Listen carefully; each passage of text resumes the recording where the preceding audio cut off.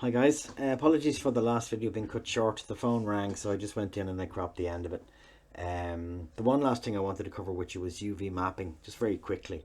You guys are going to be designing the inside of Gothic castles, so you're probably going to want to put all manner of textures onto your surfaces. So you know the walls are going to be brickwork or masonry or something like that, and your tables are going to be all wood and everything, and that's okay. Sometimes you get a texture and it just goes on perfectly and it fits, and that's the end of it. But there are times when the texture it comes in at a scale that's too large or too small, or maybe just the quality of the image isn't great and you might have to go back and get another one. But there'll definitely be times when the edges of your texture doesn't match the edges of your object. So what you can do in an instance like that is you can adjust them. Okay, now it's normally straightforward. Let me just get rid of this. That was just rendering from the last video. Okay, so I'm just going to go into the poly modeling shelf. I'm going to bring up a cube, and I'm going to bring it over towards me. So hang on a second. Okay.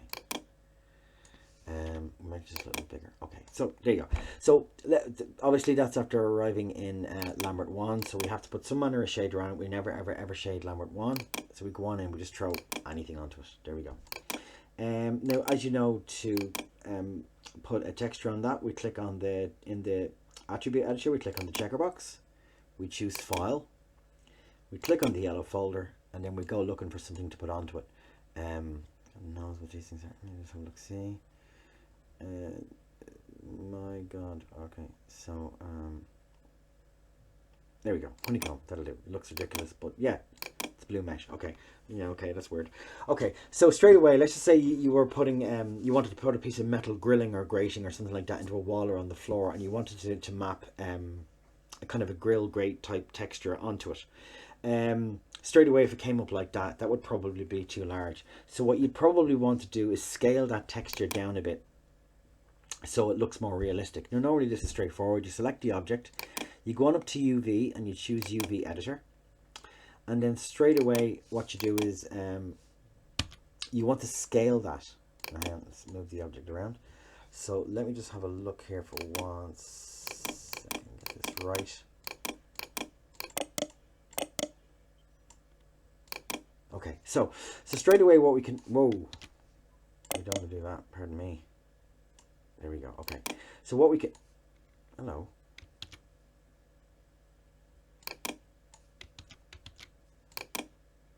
Okay, there we go. Okay, so what we can do is we can basically move that shape in and around the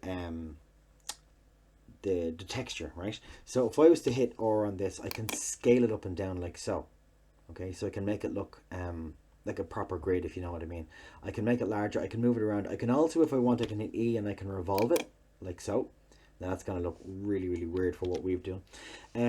So it's straightforward enough, really. All you would do is you just you click on the object after assigning the texture to the shader. You click on the object, you go up to UV and UV editor, and then you can move the object in and around the texture and rescale it to suit.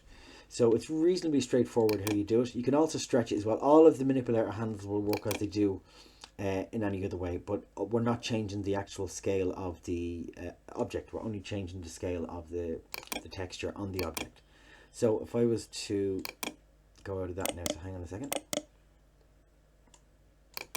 There you go. So it looks a little bit more realistic, or it would do if, you know, blue mesh boxes magically suspended in the air. That's probably how it would look. But you would do that with anything else. So you can do it with your brickwork, you can do it with your rafters, your chandeliers, whatever it is. That's basically, there's a lot more to UV mapping than that, but for what we're doing, that will probably be okay. So anyway, there you go. That's your UV mapping.